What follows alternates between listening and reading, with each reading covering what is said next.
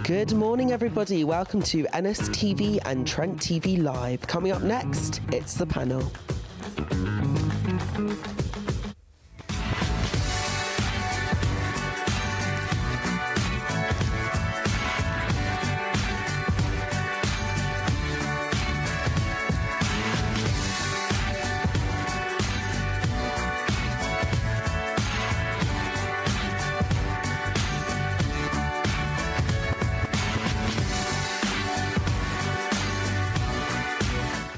Morning, everyone, and welcome to the panel, bringing you the lowdown on everything entertainment, lifestyle, and in news.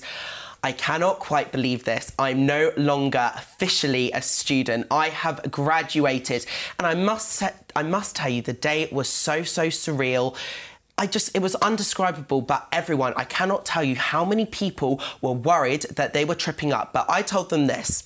I said, look, if Jennifer Lawrence can trip up in front of millions of people whilst collecting an Oscar and still own it, then so can you at your graduation. And all the worries went. Everyone was absolutely fine after I told them this. I say absolutely fine, everyone. I'm told about 3 or 4 people, but it's okay. But you know what? There was that crisis averted. I thankfully did not trip up. Thank God. I was so worried as well. But I didn't trip up. Crisis averted there. But we might have another crisis if we don't carry on with the show. So, coming up today, we previously showcased Angel Delight, but now it is making a triumphant return as I will show you how to make this beautiful breakfast right here in the studio. Also today, as the heatwave continues, well, so does festival season, and we'll be talking about all the must-have festival essentials and looking at some options for accessories. But here's the thing, I cannot do all of this alone. So joining me now is the panel's news and culture editor, Anthony Sinclair. Welcome, Anthony. Morning, Josh. How are you? I'm good. You're looking so hungover this morning. I'm so hungover, but I'm holding it together, you know, hot mess as I am. Just about holding it together? Just about, yeah. Absolutely fantastic. So, first up for the news. Now, since our last broadcast, the UK held the historic EU referendum where just over half the country voted for Britain's exit from the European Union. Following this, David Cameron resigned on the steps of Downing Street and following a brief leadership contest, we gained a brand new Prime Minister in Theresa May, which also saw the end of the political careers of the so-called Notting Hill Tories. But Labour's position is not looking much better, with Jeremy Corbyn's leadership being challenged by Welsh MP hopeful Owen Smith. So, Anthony, firstly, let's talk a bit about the statistics. Over 51.8% of the country voted for a Brexit, with just under 48.2% voted for a Remain vote. From a news perspective, were you surprised at the closeness of the results? Well, it was very close, but the thing is, months before, in opinion polls, it was very varied and it was changing every week about opinion about whether we wanted to stay in the EU or not. But I think the night before it was certain, so certain that we was going to remain. So then to wake up to the news the next day and it actually tilted on its head. It was a massive shock factor, wasn't it? It was, yeah. Yeah, and of course then we have to talk about the subsequent political fallout. Cameron's resignation, the appointment of Theresa May, then came the sacking of George Osborne, Michael Gove, the appointment of Philip Hammond and Boris Johnson into the almost brand new cabinet. Was this the biggest constitutional crisis, or do you think it was massively overplayed? I think it was massively overplayed, and when you look at it, this was actually completely normal. I mean, David Cameron resigned, so we had to have a new leader. Theresa May and the others, Andrea Leadsom, they all came forward and was saying that they wanted to be the next leader. Obviously now we've got Theresa May for the next 4 years. I think she's been a bit clever actually with appointing Boris Johnson. Don't know. There's method in the madness. That's the thing. Everyone doesn't know. Is it going to be a stroke of political genius, or is it one of the biggest risks that is going to go downhill? We just don't know. No. But also, again, we talk about even more fallout. Labour leadership, that's not looking much better. Jeremy Corbyn's leadership is also being challenged, initially by 2 candidates before Angela Eagle dropped out of the race, pulled out. What do you think's next for the Labour Party? Well, again, it's just going to be one of those things over the next few months. I mean, for Jeremy Corbyn's position, it's very shaky at the moment, with people in his own party voting that saying out loud that they've got no confidence in him. I'm so sorry, I'm trying to get my words out. In him anymore. It's an early morning, it's fine. Early morning, it really is. But basically, he's had, like, female MPs in his party wanting a tougher guidelines on them and their safety because they feel like they've been receiving death threats and all this unpleasantry stuff going on. So they want him to take a more hard line on that. And it's whether or not, with his image of you know, being a leader that takes things seriously but also being quite laid back, how hard will he come down on people that seem to threaten his MPs? Yes, of course. And we'll move on quickly from British politics to American politics, what I like to call the biggest reality show on earth, the American presidential election. I don't really know where to start, if I'm going to be honest. Melania Trump allegedly plagiarising Michelle Obama's 2008 Democrat National Convention speech, delegates prominently calling for the imprisonment of Hillary Clinton at the Republican National Convention, and Donald Trump is insisting if he is elected, he will build a border wall. Ted Cruz refusing to endorse Donald Trump. It's mania. It's political mania. Is this politics gone too far? It would appear that way, but I think a lot of people at the moment are just looking at America and thinking, OK, it's the last season of this thing called America. The writers are going nuts. They're just going insane. But I think Donald Trump at the moment is kind of softening his image slightly. Is he? He's appearing... A lot of the American pundits are saying he's appearing as the kind of law and order candidate. I think so, but I feel that he has kind of pulled back a little bit. He's not coming across as insane as he did. I feel that as it's coming closer to, you know, deciding on the next president, I think he kind of feels a bit... He's feeling confident. He's got a lot of followers for the stuff that he says. He actually came out and... Because obviously they're all chanting "Lock Hillary Clinton up." He kind of started the chanting. It's terrible. It's terrible. I know. And then he came out and basically tried to then, you know, stop chanting this. So I think... Did he? Yeah, he actually did. But that happened, which was a shock. But they were kind of basically trying to get her, you know, indictment against her for using her own phone. I mean, the FBI called her careless, but they refused to indict her and bring up any prosecution against her. So, look, the Democrat National Convention is next week. It's an ongoing thing. If the conventions are anything to go by, this race is sure to be so interesting. It really is, and it's keeping journalists talking about this right up until... It is keeping us on our toes. It really is. And to think that we're going to have this right up until November, it's exciting, isn't it? Yeah, it really is. And beyond, really, because can you imagine then, like, you know, to say Donald Trump is president of the United States and all the stuff that's going to happen from there, it's like you don't know what's going to happen. Well, we didn't know what was going to happen with the EU referendum. So, and that's the thing. I think the world is saying that absolutely anything can happen when it comes to this race. But now we'll move on to some lighter news. Now, earlier this week, it was announced that Pippa Middleton and James Matthews, aka the older brother of former Made in Chelsea star, the infamous Lothario Spencer Matthews, are engaged. Now, rumours are circulating that His Royal Highness Prince George is set to play a significant part in the wedding as a page boy. Now, the question we are asking: there are going to be bankers there, royals there, the aristocracy, reality stars.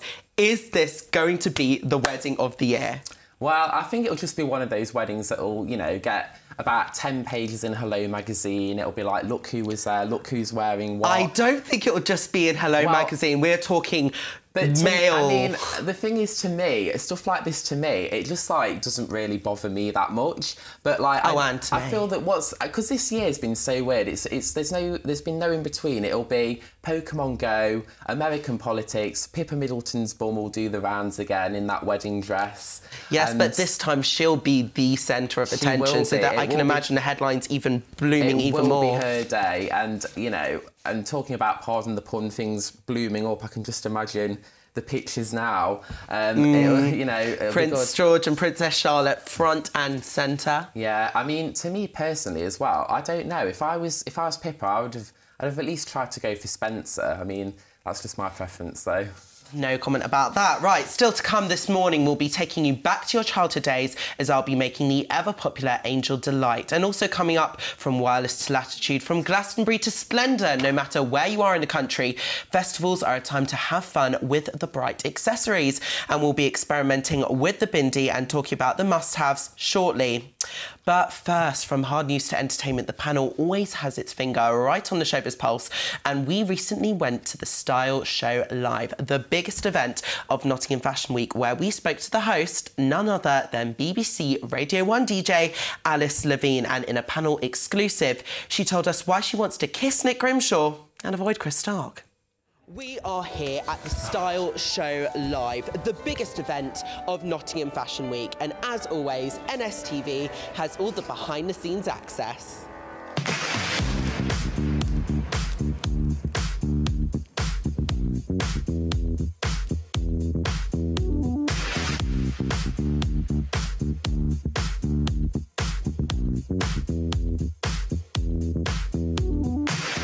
There you have a little sneak preview of Nottingham Fashion Week, the models, the dresses, the styles and what's coming up. But who's presenting this amazing event? None other than BBC Radio 1 DJ Alice Levine, and we got to chat to her. Alice, thanks so much for joining me. You live in London, you originally come from Nottingham. How does it feel to finally be back in your hometown? I come back quite a lot, so it's not quite the homecoming that you might think. I do come back to see my mum and dad quite a lot, but yeah, it's always so nice to come back. I love Nottingham, very proud to be from Nottingham. Just want the tram now. I need the tram named after me, obviously, that's the dream. Because if Vicky McClaw's got one, I'm livid that I don't have one, as you can imagine. I think you should, because you are kind of Nottingham's TV presenter treasure. I like that a lot, yeah. I think everyone from NSTV would 100% agree. Do you think they back me in that campaign? 100%. Student television royalty. You won NASTA in 2008. You're a judge this year.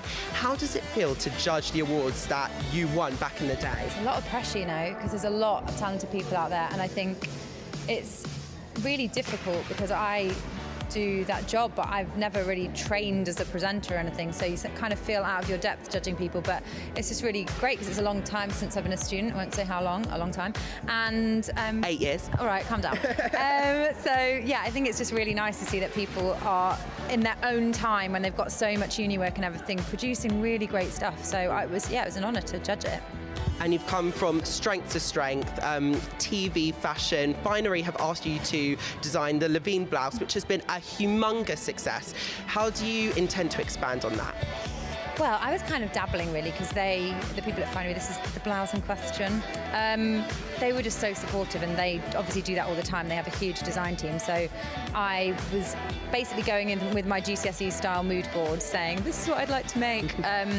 So I'm not sure I'm quite ready to launch out on my own. I think I'll leave that to the pros, but definitely a great experience. We'll see what happens next. Who knows what will happen. So definitely a career in fashion of some kind. Surely, surely.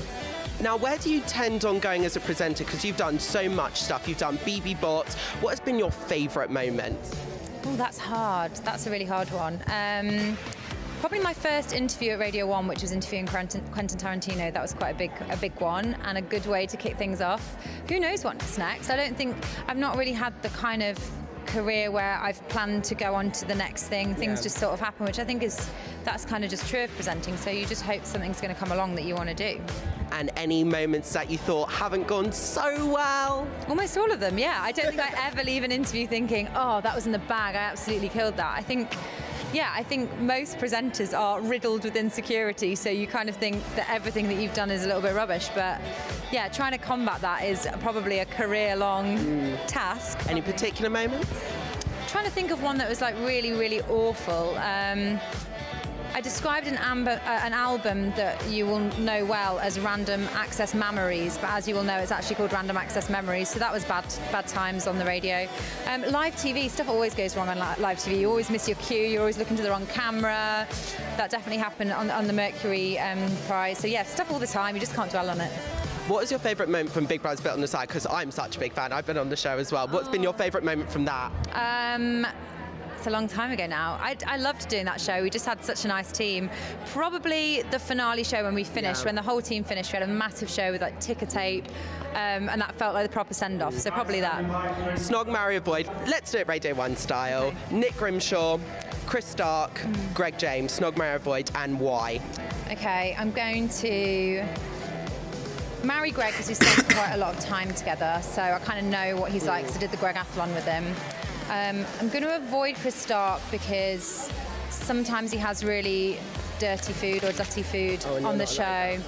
Yeah, and he made me a kebab once, so I'm going to avoid him. And I'll give Grimmy a snog because you know he'd snog. Be a good Grimmy. snogger, yeah. 100% Grimmy. Good kisser. And final question, it's not a fashion event without this, but who are you wearing? I'm wearing my blouse by Finery, and I'm wearing some M&S down here as well. Perfect. Alice, thanks so much for joining us. Welcome back. So now we move on from street style to festival fashion, and with so many music happenings going on up and down the country, you know the old saying, you just cannot wear the same thing twice. So, Anthony, what are your must-haves for festival fashion? Well, I think definitely if we're looking at practicality, you know, always like the poncho first, because, you know, you're going to need something to keep yourself dry when it's like lashing down on you. But, you know, I think for me, if I go to a festival, I don't even really think about the fashion much. For me, it's just about, you know, getting your wellies on, or, you know, just getting a bit muddy and I was actually going to ask about wellies. I am not a big fan, and I know quite a few people aren't such big fans of wellies.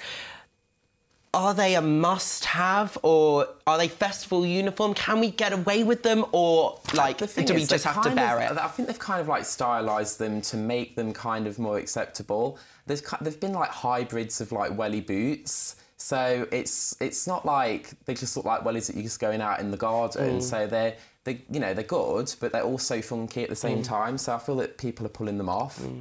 And a lot of people, I must say, are wearing a lot of bright colours when it comes to festival fashion.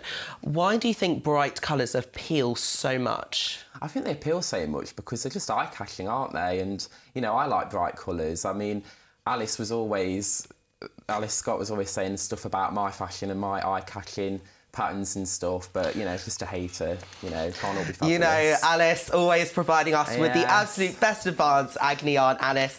Right, let's talk a bit about glitter. Why do you think glitter is festival must-have? Oh, I didn't even know it was, but I think with glitter... Well, you know, you have to have a bit, you always have to have a bit on the face. Well, you do, but I just feel that with glitter, it's just funky, isn't it? And, you know, any excuse to put some glitter on for me works, so... You know. Yeah, unfortunately, it is a bit messy, though. But also, I mean, sunglasses, big, small, what do you think is the best way to be? Big sunglasses. But don't you think they swallow the face a bit? I don't know. It all depends on your face shape, though, really, doesn't it? Like, with most things, like, you know, they say, like, hairstyles depend on your face shape, so why not with sunglasses at the same time? I think, like, for me personally, I like the big square ones, but I know people that pull off like the smaller rounded ones. Yes, but I think big rounded ones are a bit, they make you look a bit like a bug. Yeah, it's funny because like I remember we were discussing this on the panel this time last year as well, and Becca was not a fan of them. Let's move on to hygiene. Now, I heard from somewhere that a wet wipe is the best because it allows you to just, whether you're just wiping the sweat off your face or wiping dirt off or just staying that bit fresh. What do you think about that? Yeah, definitely, because, you know, once you've been at the festival by about day 2 or 3 and you're starting to feel a bit ripe, you know, it's just like a wet wipe, you know, just to freshen yourself up. Right, so I was going to say 5, if we were to talk about 5 must-haves, what would those 5 essentials be if you can only pack 5 things in a case? 5 things. Okay, for me, so I think like one of those sandwich bags to keep my phone in for a start. Ain't really fashion, but there you go. There you go. Like I say, like some wellies, because I love some wellies, especially like the hybrid ones. I think they work well. Glamping. I think, you know, a nice pair of shorts, I think. Okay. And yeah, like a poncho. Okay. I feel like, and the sunglasses. Okay, 5 with the sunglasses, perfect. Yes. Well, we spoke about glitter, but we're going to be moving on to our next item. Whether you either love it or you hate it, you cannot deny that the bindi is one of the most popular accessories to wear when dancing in the crowds. And we actually have some here in the studio if we would like to take a look. I've got some right here, camera 3. Do we have a shot on camera 3? No shot on camera 3. I think, shall we try some of them on? I'm looking forward to this. So... Let's see how we pull this one off. I absolutely love these. Should we? Yeah, I hear we have a shot in 3. Look how gorgeous these are. They're lovely, glittering bindis. They're quite intricate, aren't they? Absolutely fabulous. Right, so courtesy of Bindi Babe. Thank you very much. Right, so... What are they? Are they just like sticker things? Yeah, stick like on your quite head? sticker things that you can kind of stick on your head. She's using wisely here. I like that one. Oh. How do I look? Oh. Struggling with mine. I mean, you either love them or you hate them. Yeah, I don't know. I don't think they're for me, personally. No? No, I don't know. Oh, actually, now it's quite nice. Oh, now you change. Now I've seen it. Now you see. I actually love the close-up there. That close-up. I'm hungover. This ain't fair. This ain't right. I look rough as hell. Oh, dearie me. Oh, dearie me. Well, earlier we spoke about festival glitter, but as we all know, it has the potential to get pretty messy. It's a bit like Freshers Week in that respect. And with Andy Ho already releasing next year's tickets for the much-anticipated Ocean Big 6, the hype for week 1 has already begun, and both television stations put on a full display complete with live broadcasts every day. How exciting is that? Well, here is a little taste of what you can expect from us in September.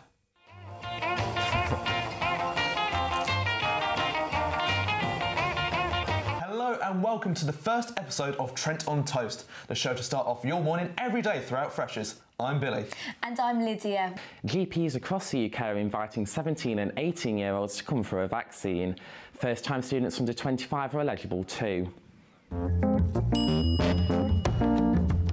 These are going to be the golden highlights of every night out. Chunky chicken and shrimp kebab are no exception. Just don't ever question them. Otherwise, it just becomes much harder than it already is. Standing up and falling down, an endless cycle breaks us down. Survive alone without love. Don't forget who we are. Through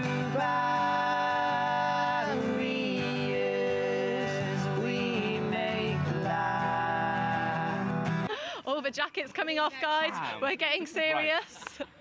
We've got a full squad here. No, absolutely. Okay, so Tommy probably isn't wearing the right kind of shoe for this, but we'll have a go. Oh, wow. So he needs to lock his legs, because that's the main thing, and he's up in a high V. Am I right in saying he's in a high V? I'm in a high something. Well done. Tommy, how do you feel? Absolutely awful. Good evening and welcome to Monday's Welcome Week Live. Every day this week, NSTV will be here bringing you the latest in culture, entertainment, music and sport. Can one of you just pick a card, any card? I'm just going to make a quick cut. Click my fingers. And the card now, of course, jumps right into my back pocket just a second. No! It's almost there. It's almost there, go on. I lost it. You'll first get £5 off your first journey, which is winner. That'd be funny. Are you allowed to chew though? She's like chewing them. Drizzles of lad culture threaten to permeate the atmosphere with a strong chance of a cheeky Nando's.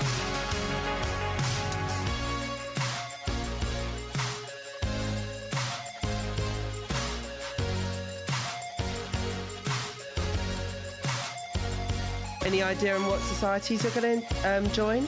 I want to do like some sports ones, like tennis and things. So I'm currently on the hopper bus going towards Jubilee campus. The hopper bus leaves from University Park every 15 minutes.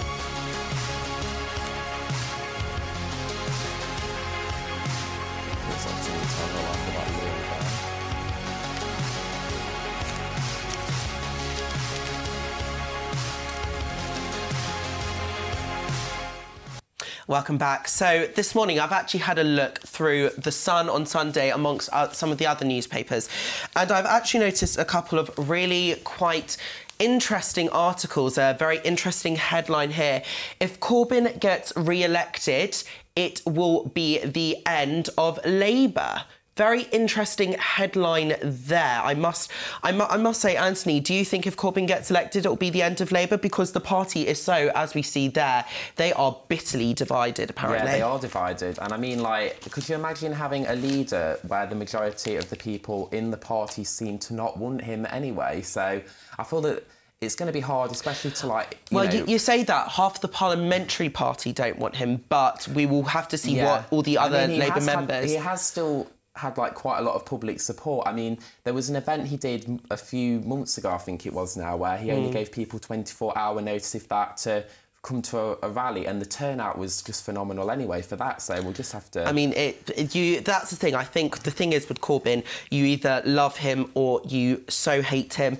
And then as well, I must say, in another exclusive, well, not an exclusive, but pictures have been released of Prince George in honour of his 3rd birthday, and these pictures are just absolutely divine. Look at that.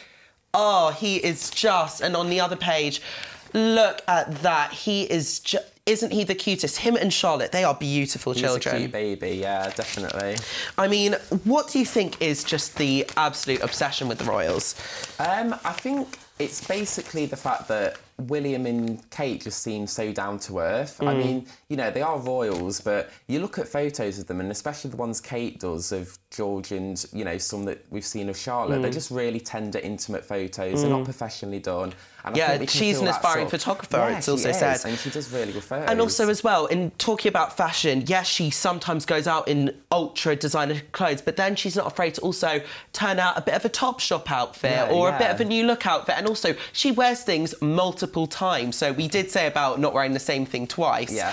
I mean, there is also another controversial picture in The Sun on Sunday this morning. Katie Price. She is absolutely at it again. I mean, I don't... Like, is Jordan making a return? I hope not. I can't stand it when she's Jordan, but I don't know. I think, like, you know, once you've seen a picture of her boobs, you've seen them 1,000 times, really. I think, you know, it's got a nice feature on, what's that, page 15? Yeah, page 15 of The Sun on Sunday. I'll just show it to the camera again. Yeah. But can I tell you, it's such a shame, though, because she worked so hard to change her image in Celebrity Big Brother. The public liked her. And then, as well, she's now doing Loose Women. Yes, she makes mistakes. She also provides some controversy on the panel. Yeah. But the people do love her. Yeah, and I love her on Loose Women as well. I think she's fabulous. Say, she is fabulous. And I think she has changed my opinion of her. And I'm quite a stubborn person when it comes to, like, having an opinion on people. But also, speaking of ITV Daytime, I must say, Vicky Patterson and Fern McCann going on the road around Europe for this morning. I absolutely cannot wait for that. Yeah, I know. And I feel that Fern needs to be given a bit more of a chance on this morning because... Well, you say that, but I mean, personally, I love her as well. But she did turn up that one when it was Ryland and Dan. I know you watched the show. You posted... you said on Twitter that you were watching the show. But she turned up drunk. Yeah, but then again, Phil and Holly did also turn up the next day wearing the same clothes after being out on and they were absolutely smashing. So I feel sometimes let your hair down. I mean, I would never turn up to a TV studio after a night out drinking. Oh, the irony of that statement. Totally unprofessional. Yeah, well, we can tell about that. Well, now... He's definitely hungover, and I know it is a bit early, and I know if you're like me and you're not a morning person, I get out of bed and I'm absolutely starving. So as a solution, this next recipe is good for either a breakfast, a light mid-morning snack, or a light lunch dessert. I am, of course, talking about Angel Delight. So first and foremost, I will show you how to make this beautiful dessert, and then we're going to do a couple of features about how to jazz it up. So first of all, get the packets. We open up the packet and pour it into half a pint of either semi-skimmed or whole milk, not skimmed because the fat allows it to set. So we're just gonna whisk it up. It takes a bit of time to whisk up, and I'm gonna try because it does have a tendency to absolutely go everywhere, but we're gonna try whisk it up. That's the thing, just whisk it up just like that, so until it's light, frothy and pink. Now the trick is make sure it's a bit thicker. Make sure you leave it before you pour it into a bowl. So as you can see there, there's a bit of powder left in the jug, but we're just going to go for it anyway. So then, after we whisk it, you pour it into the bowl. So that like smells so. Lovely. Pardon? I said that smells lovely. It is lovely. I like the straw. We're going to talk a bit more about the other flavours a bit later on, but you put this bowl with just the mixture into the fridge for about an hour, 2 hours, and it'll be perfect. Right, we got that. So now I'm going to talk about how to jazz it up a little bit. So on here, right, we're going to show you two great alternative ways to make the Angel Delight. So first of all, I like to call this my strawberry meringue surprise. What I love most about strawberry meringue surprise, it's just strawberry Angel Delight, chopped up strawberries, crushed meringues on top. It is absolutely divine. I was going to say, if we have a shot on the table, I've shown you the strawberry delight here. So as you can see, it's not quite set yet, but we've got the strawberries and we've got the crushed meringues on top as well, looking absolutely divine. And also another recipe of what I have made as well, another way to jazz it up, is a nice swoop.